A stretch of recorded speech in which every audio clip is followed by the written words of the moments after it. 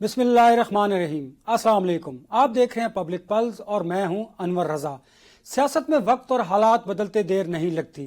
तारीख में अनगिनत वाकयात, हादसात और नशेबो फराज से भरी हुई है और आजकल हुकूमत और अपोजिशन के दरमियान बानी पीटीआई इमरान खान साहब की सेहत को लेकर मुतज़ाद बयानात और इल्ज़ामात का सिलसिला जारी है। हकीकत है क्या, इस पर गुफ्तगू के लिए हमें ज्वाइन किया है सीनियर सियासतदान मुस्लिम लीग नून के रहनुमा सेंटर जायद खान साहब ने। सेंटर जायद खान साहब, बहुत शुक्रिया आपका। और स्टूडियोज़ में मेरा साथ देंगे बैरिस्टर साद रसूल साहब। बैरिस्टर साहब, आपका भी बहुत शुक्रिया। सेंटर साहब, आपकी तरफ आऊँगा। आपने बड़े मुश्किल हालात देखे, बड़ी कड़ी सियासत भी देखी और बड़े नशेब फराज देखे। मुझे बताइए, आज की जो सियासत है इसमें हमें आगे बढ़ने के लिए तमाम पॉलिटिकल पार्टीज को क्या करना चाहिए? और दूसरा मुझे ये भी बताइएगा, आज पार्लियामेंट हाउस के बाहर जब पाकिस्तान तहरीक इंसाफ ने बानी पीटीआई की सेहत को लेकर एहतजाज किया तो वहां पर भी नाखुशगवार वाकया पेश आया और शफी जान के जो गिरबान है वो चाक किया गया, पुलिस का सख्त रवैया हुआ। आपके दौर में भी ऐसा होता था। हमें मिन हैसुल कौम और बीइंग ए पॉलिटिशियन आप लोगों को कैसे आगे बढ़ना होगा? देखिए, बिल्कुल अनवर रजा साहब, आपने बहुत सही बात की। और इस वक्त जो सूरत हाल है, हमारे मुल्क की सियासत पता नहीं किस तरफ चला गया। ये चीजें, सख्तियां और जेलें और ये चीजें तो पहले भी होती थी। मेरे 40 साल सियासत की हुई है। मैंने 3 महीने टार्चर सेल में भी गुजारी है और 75-76 में जब मैं स्टूडेंट था, जेलें तो हमने बहुत काटी है। जी। और एक सोच और सियासत होती है, एक नजरियात की। अभी वो नजरियात वाला सियासत नहीं रहा। लेकिन इस वक्त जो सूरत हाल है, पाकिस्तान जिस सूरत हाल से गुजर रहा है, इसमें अक़वाम मुत्तफ़िक़ीन की बहुत जरूरत है। जितनी भी पॉलिटिकल पार्टी वो मैच्योरिटी का सांस है, क्योंकि इस वक्त अगर मैच्योरिटी वो नहीं जाहिर करेगा। देखिए, हर एक चीज पे सियासत नहीं होनी चाहिए। अगर आप सेहत पे भी सियासत करेंगे या किसी के बीमारी को आप सियासत बनाएंगे या हुकूमत उसको वो करते हैं, तो मेरे ख्याल में ये दोनों बातें, मेरे नजदीक एक सियासी कारकुन के नाते मेरे नजदीक ये दोनों बातें गलत मुझे नजर आ रहे हैं। और हमेशा के लिए आपको याद होगा, 73 वाला कॉन्स्टिट्यूशन जब बन रहा था तो भी यही सियासतदान थे, एक दूसरे के खिलाफ थे। लेकिन जब मिल बैठ गए तो 73 कॉन्स्टिट्यूशन, जो आज पाकिस्तान जिस आइन के तहत चल रहा है, अगर ये आइन ना होता तो शायद पाकिस्तान का क्या शर होता। लेकिन उस आइन को आज तक हम 73 कॉन्स्टिट्यूशन के कहते, और वो कायदीन अभी नहीं है। वो जो कायदीन थे उस वक्त आपको वो नहीं है। उसके बाद आपको याद होगा, ये जो 18 अमेंडमेंट की बात हो गई, ये तो उसमें भी 9 महीने उसका मैं भी हिस्सा रहा था, क्योंकि मैं भी पार्टी का मेंबर था उसमें, और मैं भी उसमें हिस्सा लेता रहा।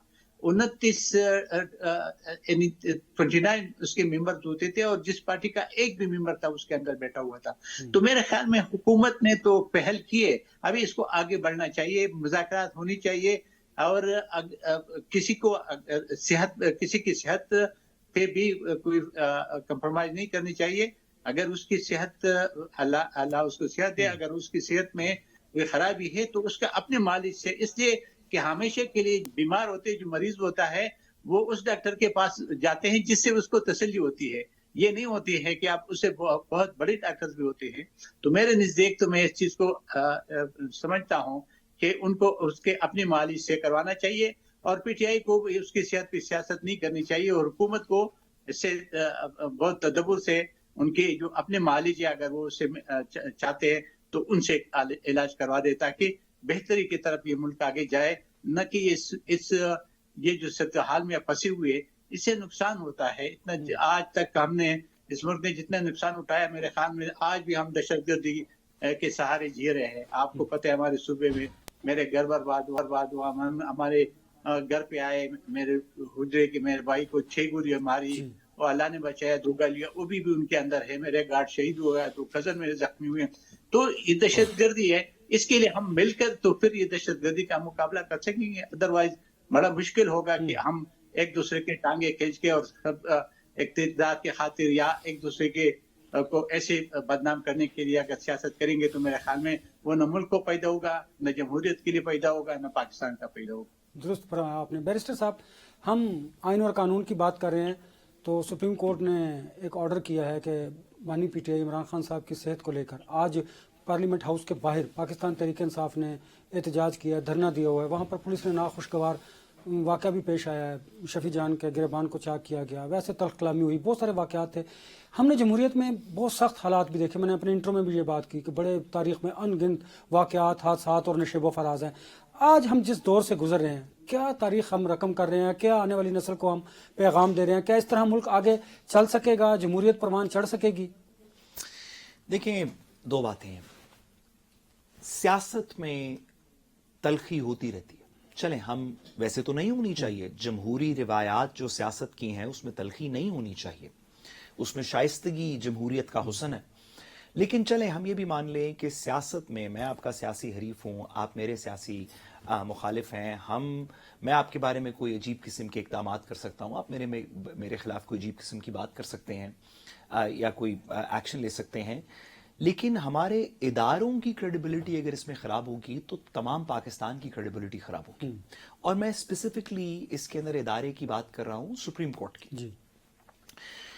ماضی میں سپریم کورٹ نے ایسے کچھ کرٹیکل مومنٹس مس کر دیے جن کی وجہ سے آج بھی آپ کسی کو بلا لیں اس شو کے اوپر، اس وقت آپ پی ٹی آئی کے کسی بندے کو بلا لیں، نون لیگ کے بلا لیں، پیپلز پارٹی کے بلا لیں، ہر بندہ آپ کو سپریم کورٹ کی ایک تاریخ یاد کروائے گا جو کہ ان کی پولیٹیکل پارٹی کے لحاظ سے جس میں سپریم کورٹ نے بڑی غلط باتیں کی. آپ نون لیگ سے پوچھ لیں، وہ کہیں گے ثاقب نثار جیسے چیف جسٹس آئے اور کیسے کیسے فیصلے ہوئے. پیپلز پارٹی سے پوچھ لیں، وہ کہیں گے کہ افتخار چودھری صاحب جیسے بھی چیف جسٹس آئے اور انہوں نے کیسے کیسے فیصلے کیے. پی ٹی آئی سے پوچھ لیں، وہ فائز عیسیٰ صاحب جیسے بندے کا نام لیں گے اور کہیں گے کہ کیسے کیسے فیصلے کیے.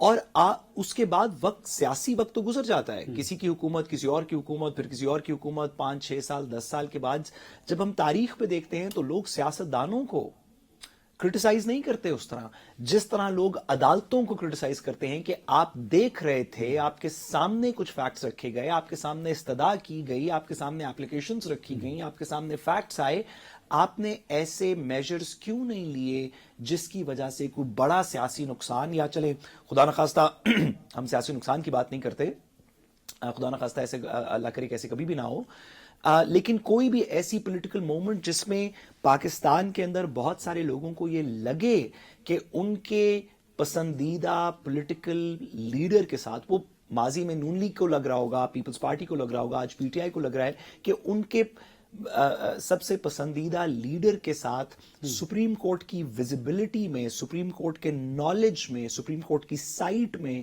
ایسی زیادتی ہوئی ان کے ہیلتھ ریلیٹڈ دیگر کنسرن سے جو کہ جس کا کہ کوئی ازالہ نہیں کیا جاتا، جس کا پرماننٹ ڈیمیج ہو جائے. بات اور ہے کہ آپ کو زکام لگاؤ، مجھے زکام لگاؤ تو ہمارے گھر والے کہیں کہ کوئی سہولیات بہتر کریں اور وہ 4 دن میں ٹھیک ہو جائے.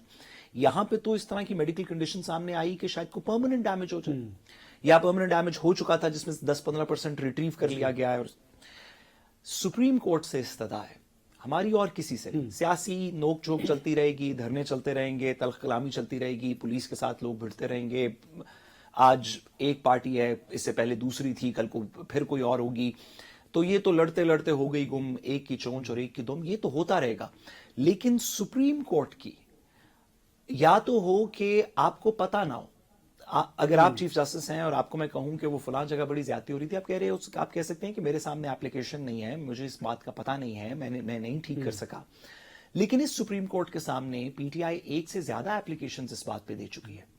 ہم نے دیکھا کہ لوگوں میں کریڈیبلٹی خراب ہوئی سپریم کورٹ کی جب اس نے دھرنوں کے اوپر نومبر 2024 میں دیگر اوقات میں جب سپریم کورٹ نے نوٹس نہیں لیا، لوگوں کے اندر کریڈیبلٹی سپریم کورٹ کی خراب ہوئی. سپریم کورٹ کے پاس یہ ایک مومنٹ ہے، یہ ایک لمحہ ہے، آپ کے سامنے اپلیکیشن ہے، آپ نے مقدمہ سن لیا، آپ نے فرینڈ آف کورٹ بنا دیا، اس نے دورہ کر لیا، وہ رپورٹ آپ کے سامنے سبمٹ ہو گئی.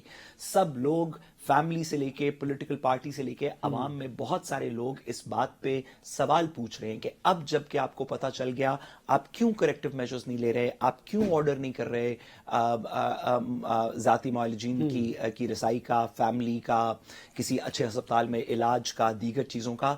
اگر خدا نخواستہ اس مومنٹ میں کوئی کسی عمران خان صاحب کا کوئی ہیلتھ کا کوئی ایسا نقصان ہوا جو پرماننٹ ہوا، جو irreversible ہوا، تو لوگ اوور ٹائم شاید سیاستدانوں کو بھی بھول جائیں، دیگر لوگوں کو بھی بھول جائیں، لوگ سپریم کورٹ کو یاد رکھیں گے. آئندہ جب بات ہوگی تو نون لیگ بھی کہہ دے گی جی ہم نے تو فیسلٹی پرووائڈ کرنے کی کوشش کی, وہ ہمیں فلانے نے کہا, وہ یہ حکم تھا. اسلام باقی ادارے بھی کچھ نہ کچھ کہہ دیں گے, اسلام آباد پولیس بھی کچھ کہہ دے گی, جیلر بھی کچھ کہہ دے گا. یہ کبھی بھی اس کا جواب سپریم کورٹ پراپرلی نہیں دے سکے گی اگر وہ آج اس میں ریکٹیفائبل میجرز نہیں کرتے. ہم جانتے ہیں کہ سپریم کورٹ اپنے ماضی کے فیصلوں پہ آفیشلی معافی مانگ چکی ہے. ذوالفقار علی بھٹو صاحب کے فیصلے پہ, فائزہ صاحب کے بینچ کے ٹائم پہ معافی مانگی گئی کہ ہم سے غلطی ہوئی. خدایا گزارش یہ ہے کہ یہ پھر سے ایک ایسا لمحہ ہے, اس میں تھوڑی ڈیلیجنس دکھائیں. یہ سیاست ہم کرتے رہیں گے. عمران خان صاحب کی صحت ٹھیک ہو جائے گی, آپ واپس جیل میں ڈال دیں. ان کی آنکھوں کا علاج ہو جائے گا, ذاتی معالجین مل لیں گے, فیملی کو کچھ قرار آ جائے گا, آپ واپس جیل میں. آپ جو قانون کے مطابق رویہ رکھنا چاہتے ہیں وہ رکھیں, لیکن جہاں پہ آپ کے سامنے یہ بات آ جائے اس کو ٹھیک کریں. کیونکہ اگر سیاست میں یہ تلخی رہ گئی کہ اداروں کے نالج میں تھی یہ بات اور پرپسفلی کسی طریقے یہ بات ہوئی, تو پاکستان میں پہلے ہی بہت سخت ہمارے رویے ہو چکے ہیں, اس میں مزید شدت آئے گی, یہ کسی کے لیے اچھا نہیں. زیاد خان صاحب, جس طرح بیرسٹر صاحب نے کہا, کیا یہ بہتر نہیں کہ حکومت ایک قدم آگے بڑھے اور جو سپریم کورٹ نے کوئی ڈیسیژن لینا ہے اس سے پہلے ہی عمران خان صاحب کی جو صحت ہے اس کے بارے میں ہاسپٹل میں یا ان کو گھر میں کئی جگہ شفٹ کیا جائے؟ کیونکہ سیاست میں اگر ایسے پازیٹیو رویے ہوں گے تو پھر ملک بھی ترقی کرے گا, جمہوریت بھی پرویل کرے گی اور پارلیمان کی بھی عزت و توقیر ہوگی اور ادارے بھی مضبوط ہوں گے. دیکھیے, آپ نے رضا صاحب آپ نے بہت صحیح بات کی, اور بیرسٹر صاحب کیونکہ وہ وکیل ہے اس کو سب کچھ پتا ہے. لیکن یہ ہماری جو تاریخ ہے یہ بہت تلخ ہے, خاص کر عدالتوں کی. یہ آج کے نہیں ہے, یہ جب سے پاکستان بنا ہے یہی چیزیں چلتی رہتی ہے. اور جو عدالتوں نے جو کردار ادا کیا وہ صحیح نہیں ہے, اس سے زیادہ نقصان اس سے بھی ہے. ٹھیک ہے, سیاستدان میں یہ اختلاف رائے اپنی جگہ پہ ہوتے ہیں, لیکن دشمنی آپس میں نہیں ہوتی ہے. ایک چیز پہ اختلاف رائے ہو سکتا ہے, دشمنی اس کو نہیں سمجھا جائے, دشمنی اس میں ہونی بھی چاہیے. لیکن بات یہی ہے کہ اس وقت جو صورتحال ہے یہ بالکل آپ صحیح کہہ رہے ہیں. میں نے پہلے بھی عرض کیا تھا کہ اس کے معالج کے ہر صورت میں یہ حکومت کو چاہیے کہ اس کے معالج کو مہیا کرے, وہ اس کو خود چیک کرے. کیونکہ میں نے آپ کو کہا نا کہ ایک مریض اگر ہے نا, وہ ایک ڈاکٹر نااہل بھی ہوگا لیکن اس سے وہ اس کو شفا مل سکتی ہے, وہ کسی اچھے ڈاکٹر کو نہیں ہے. کیونکہ اس کے اپنے اس پہ ہوتے کانفیڈنس پہ ہوتے ہیں نا کہ میرا اس سے علاج ہوگا. تو میں تو اس کے حق میں ہوں. حکومت کو چاہیے کہ اس کے اپنے مالک سے, اور میرے خیال میں سپریم کورٹ کا بھی آج میں نے ابھی سنا ہے کہ سپریم کورٹ نے بھی کیا اس کے اپنے مالک سے اس کا چیک اپ کروائے, بلکہ اس سے علاج کروائے, اور اس کا حق ہے. اور دیکھیے, صحت پہ کبھی بھی سیاست نہیں ہونی چاہیے, کیونکہ انسان بہت زیادہ کمزور ہوتا ہے. تو یہ کہ اس نے کیا کیا, اس نے مسلم لیگ کے ساتھ کیا تھا یا کسی اور پارٹی نے کیا کیا, وہ کیا ہے. لیکن یہی ہے کہ ہم کم سے کم مسلم لیگ کو نہیں کرنا چاہیے. میں اس کا مطلب یہ کہ ٹھیک ہے اگر انہوں نے کر دیا تو اس کا اپنا ایک طریقہ کار تھا. ہاں, وہ کہ بہت سارے ایسے باتیں بھی خود بھی وہ کرتا رہا. بلکہ مسلم لیگ کے لیڈر تو نواز شریف ہے, وہ تو کبھی ایسے بات میں نے آج کل سنی نہیں ہے. نہ کوئی کہ ہم اس کو دیکھیں گے, اسے اتار دیں گے, پلان کریں گے. یہ میرے خیال میں نہیں ہونی چاہیے. اس وقت ہمارے ملک میں زیادہ سے زیادہ محمد رضا صاحب افہام تفہیم کی بہت ضرورت ہے. ہم ایک دوسرے کے گلے پڑیں گے اور یہ صورتحال ہوگی جو ابھی ہے تو یہ ملک کے لیے نقصان دہ ہے. 40 سال تو ہم ویسے بھی سزا بھگت رہے ہیں اور آج بھی بھگت رہے ہیں. میں نے کہا نا کہ 2 صوبے تو آپ کے آلریڈی اس طرح دہشت گردی میں, اور یہ اسلام آباد تک بھی آ گیا. تو کیا یہ ہم یہ نقصان اٹھا سکتے ہیں, یا ہمارے ملک یا ہماری جمہوریت یا ہمارے ادارے اس کو اٹھا سکتے ہیں؟ نہیں. میں یہی سمجھتا ہوں کہ اس کے لیے بہتر ہے کہ ہم جتنے بھی مذاکرات کے ذریعے جو مسائل ہیں اس کو حل کرے, اور حل ہو سکتی ہے. اور ایسی کوئی بات نہیں ہوتی ہے, سیاست میں عرف آخر نہیں ہوتا ہے. ہمیشہ کے لیے آپ کو یاد ہوگا کہ یہ پیپل پارٹی اور نون لیگ ایک دوسرے کو گالم گلوچ کہتے رہے, کہ پھر COD پہ لندن میں بی کے اور میاں نواز شریف کی دستخط بھی ہوئی. تو یہی چیزیں سبق سیکھتی ہے, ہمیشہ کے لیے سبق سیکھتی ہے. بدقسمتی ہم یہاں پاکستان میں ہم سبق نہیں سیکھتے. ہم پرانی چیزوں کو پھر بھول جاتے ہیں اور پھر اسی ڈگر پہ چلتے ہیں. ہمیں اسی طرح پہ نہیں چلنا چاہیے. ہمیں سبق سیکھنا چاہیے اور ہمیں مل کر آگے بڑھنا چاہیے، کیونکہ اس ملک کی اس وقت ضرورت ہے اقوام متحدہ کی یکجہتی کا اور ایک دوسرے کو کا ساتھ دینے کے. اختلاف رائے اپنی جگہ پہ ہوتی ہے، اگر اختلاف رائے نہ ہوتا تو ساری پولیٹیکل پارٹی ایک ہی ہوتی، لیکن وہ اپنی جگہ پہ ہے. لیکن یہی ہے کہ جو اس کی صحت کا سوال ہے تو صحت کے پہ کوئی کمپرومائز نہیں ہونی چاہیے. وہ جس معالج سے اپنا علاج یا معائنہ کروانا چاہتے حکومت کو چاہیے وہ پرووائڈ کر دے. بالکل. مجھے بریک پہ جانا ہے. بریک کے بعد جب واپس آئیں گے تو جو علاج معالجے سے باتیں کی گئی ہیں اس پر ہمیں سیاسی بریک تھرو بھی ہوتا نظر آتا ہے. اس پر گفتگو کریں گے آفٹر دی بریک. میرے ساتھ رہیے گا. Welcome back. سوال یہ پیدا ہوتا ہے کہ کیا عمران خان صاحب کی صحت کو لے کر کوئی سیاسی بریک تھرو ہو سکتا ہے، کوئی برف پگھل سکتی ہے حکومت اور اپوزیشن کے درمیان. بیرسٹر صاحب مجھے بتائیے گا صحت اور علاج ان کا حکومت کس کو کہتے ہیں؟ وہ آپ کو پتہ ہی ہے حکومت جو نہیں چلیں میں شہباز شریف صاحب کی بات کر رہا ہوں، فیڈرل گورنمنٹ کی بات کر رہا ہوں. میں آپ کی بات ڈس ایگری کرتے ہیں تھوڑا سا آگے بڑھاتا ہوں. نہیں میں آپ کی بات کو تھوڑا سا آگے بڑھاتا ہوں. اگر مریم نواز صاحبہ اور نواز شریف صاحب حکومت ہے، کیا آپ کے خیال میں حکومت؟ پنجاب کی بات کرنے تو میں مان لیتا ہوں. پاکستان کی حکومت تو پرائم منسٹر ہمارے شہباز شریف صاحب ہیں. باقی دیکھیے نا وہ اپنے بڑے بھائی سے مشاورت ضرور کرتے ہیں، اور مشورہ تو پھر سنت ہے نا، آپ کو پتہ ہے. مشاورت سے آگے بڑھنا چاہیے تاکہ ملک ترقی کرے، جمہوریت پرویل کرے، پارلیمان اور اداروں. پرائم منسٹر صاحب سنت پہ ہی تو چل رہے ہیں. تو آپ نے درست آپ نے کہا. دیکھیے اگر شریف خاندان، چلے میں ایسے کہہ رہا ہوں، اگر شریف خاندان جس میں حمزہ شہباز صاحب میرے خیال تھوڑے سے ڈفرینٹ ہوں گے یا شاید ان کے والد بھی کچھ ڈفرینٹ ہوں، لیکن اگر شریف خاندان جس میں اسحاق ڈار صاحب بھی شامل ہیں، جس میں عابد شیر علی صاحب بھی شامل ہیں، مریم صاحبہ بھی شامل ہیں، نواز شریف صاحب نیچرلی شامل ہیں. کچن کیبنٹ کہہ سکتے ہیں، خاندان نہیں کہہ سکتے. یہ خاندان ان کے 4 لوگ ہیں. نہیں یہ کچن کیبنٹ ہوتی ہے. نہیں آپ یہ تو نہیں کہہ سکتے کہ نہیں. دیکھیں نا اسحاق ڈار صاحب، نواز شریف صاحب، شہباز شریف صاحب، مریم صاحبہ، حمزہ، یہ تو چلے میں انہی کی بات کر لیتا ہوں. آپ کا سوال کہ کیا عمران خان کی صحت سے کچھ سیاسی درجہ حرارت پگھل کے بہتری ہو سکتی ہے ان کے درمیان میں، تو میرا نہیں خیال کہ عمران خان صاحب کی صحت کی وجہ سے مریم نواز صاحبہ کے دل میں یا نواز شریف صاحب کے دل میں کوئی بہت بڑی تبدیلی آئے گی.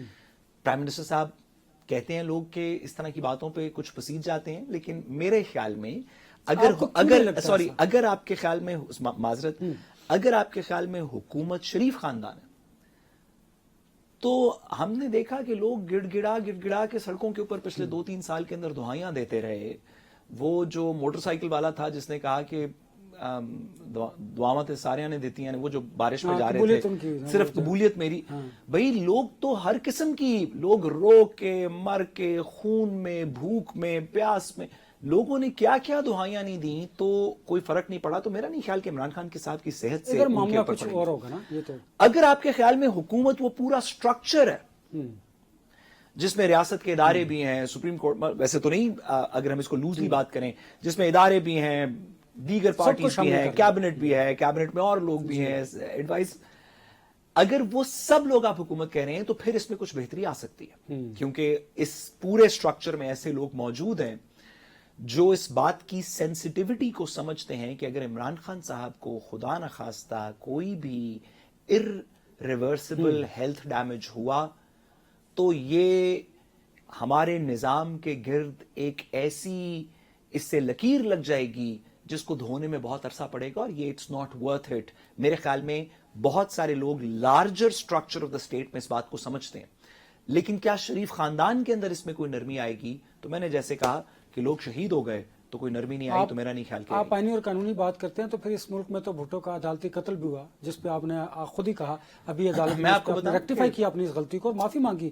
تو مجھے بتائیں اتنے بڑے واقعات ہو گئے اس ملک میں، تو پھر میں تو صرف یہ کہہ رہا ہوں کہ اور یہ میں سمجھتا ہوں کہ یہ ملک کو آگے لے کر جانے کے لیے ایک اچھا سنہری موقع ہے حکومت کے پاس کہ آپ اپوزیشن کو ساتھ لے کر چلیے. ایک موقع ہے. میں آپ کی یہی بات، بھٹو صاحب کو پھانسی بھٹو صاحب کو پھانسی ہوئی، زاہد صاحب کچھ کہہ رہے ہیں. زاہد صاحب ایک چھوٹی سی گزارش کر لوں، معذرت سر میں آپ پھر جیسے حکم کریں گے، میں معذرت اگر میری بات بری لگی ہو. بھٹو صاحب کو پھانسی ہوئی 1978 کے اندر، ایفیکٹلی 78-79 85 میں उस पावर स्ट्रक्चर के जिसने भुट्टो साहब को फांसी दी थी, उसके सबसे बड़े लीडर नवाज शरीफ साहब थे। ऐसे उस पावर स्ट्रक्चर के 2005 में जब तक मिसाके जमहूरियत नहीं हुआ, नवाज शरीफ साहब ने नहीं कहा कि भुट्टो साहब को फांसी गलत दी थी।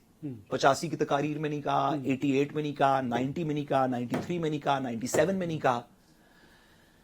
तो ये तो फिर जब वो खुद ज़ेरे ताब आए और उन्होंने कहा कि मिसाके जमहूरियत, तो वो जी भुट्टो साहब को भी फांसी गलत हुई थी, और फिर उसके अंदर बहुत सारी कहानी और चली।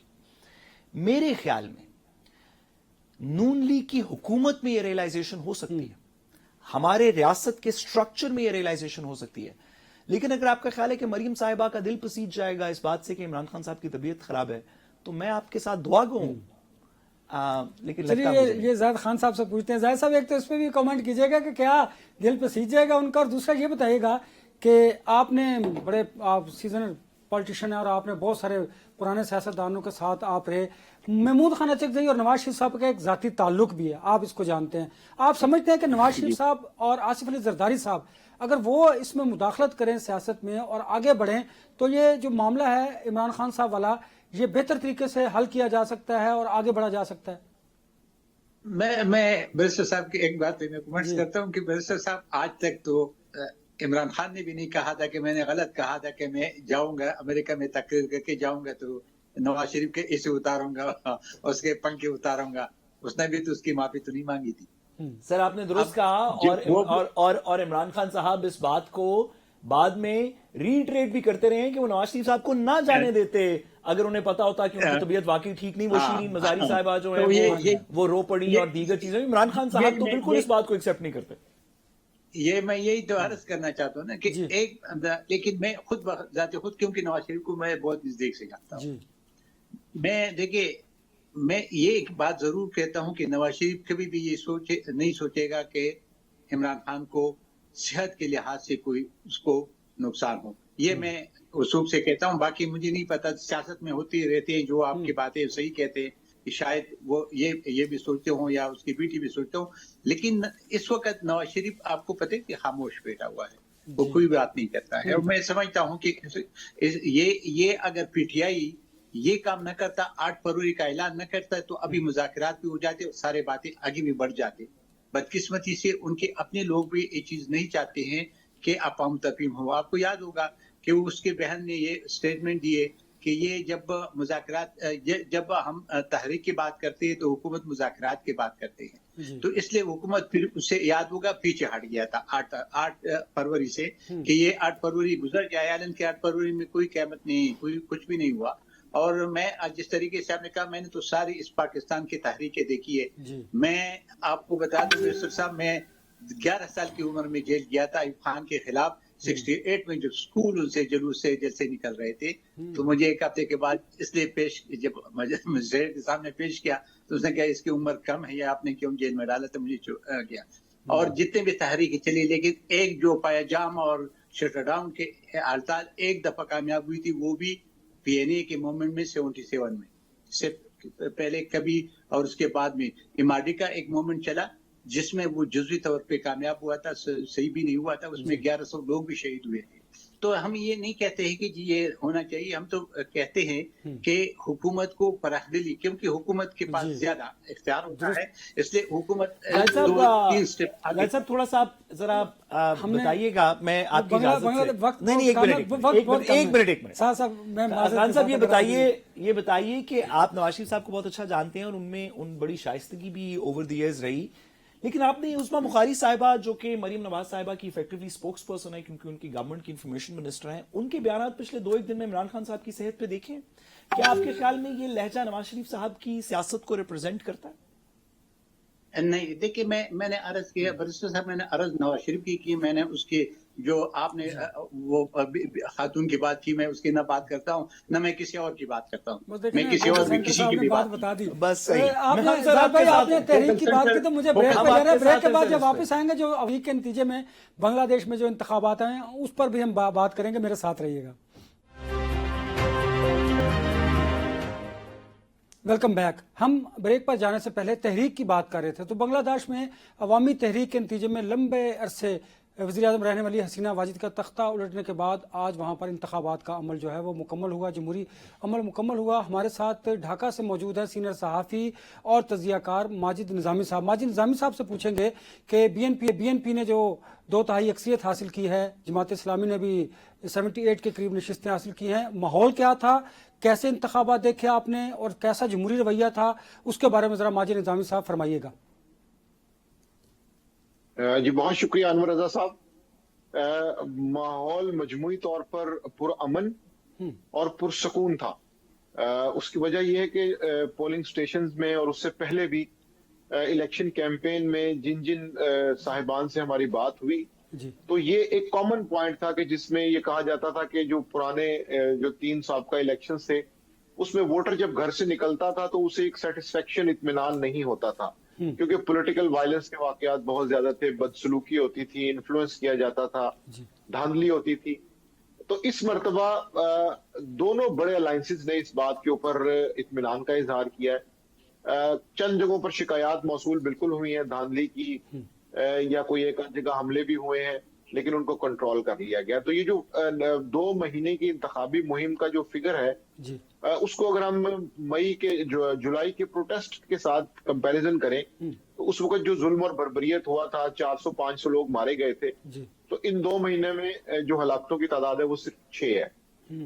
تو یہ نمبر آپ کو بتاتا ہے کہ جی بیرسٹر صاحب مائی صاحب یہ بتائیے کہ وائلنس کے علاوہ کوئی الیکشن مینجمنٹ، کوئی دھاندلی، کوئی پری الیکشن بیگنگ، کچھ اس طرح کی ایلیگیشنز بھی بنگلہ دیش میں چل رہی ہیں؟ کیونکہ ایک اتنی ٹرامیٹک سے فیز سے وہ گزرے، کیا کچھ لوگوں کو صحیح پارٹیسپیٹ نہیں کرنے دیا گیا، ان کی قبولیت نہیں تھی؟ Did you see anything of the sort?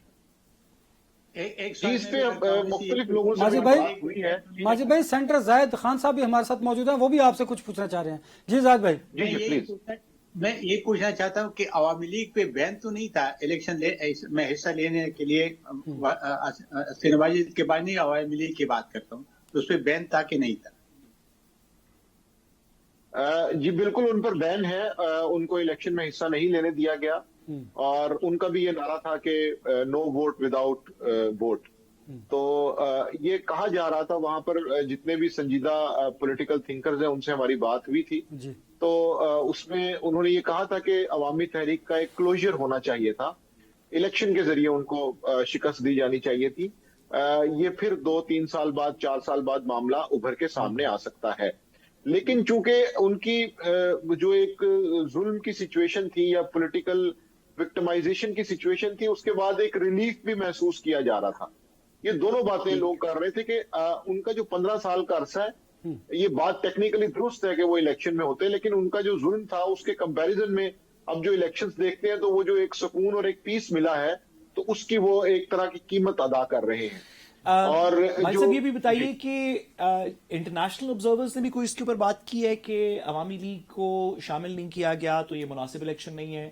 اور دوسرا سر اسی کا سیکنڈ پارٹ کہ کیا عوامی لیگ کے لوگ ڈیفیکٹ ہو کے کچھ اور پارٹیز کے اندر بھی گئے ہیں جنہوں نے کنٹیسٹ کیا؟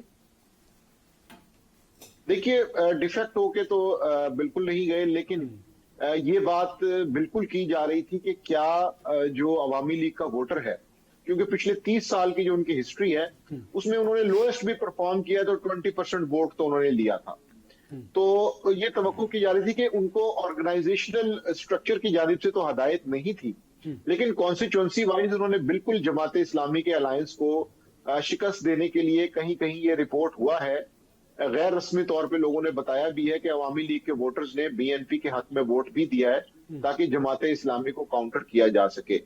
اور انٹرنیشنل آبزرورز نے یہ بات بالکل کی ہے کہ جو الیکشن کے اندر ایک جماعت کا نہ ہونا ہے، لیکن دوسری جانب جو ٹرانسپیرنسی اور جو لا انفورسمنٹ کو انشور کیا گیا ہے اس کے اوپر انہوں نے اس کی تعریف بھی کی ہے، اور یہاں تک کہ جو دونوں الائنسز ہیں ان دونوں نے بھی یہ کہا ہے کہ کچھ ان وانٹڈ انسیڈنٹس ضرور ہوئے ہیں، لیکن اوور آل جو ماحول ہے وہ بہت بہتر رہا ہے۔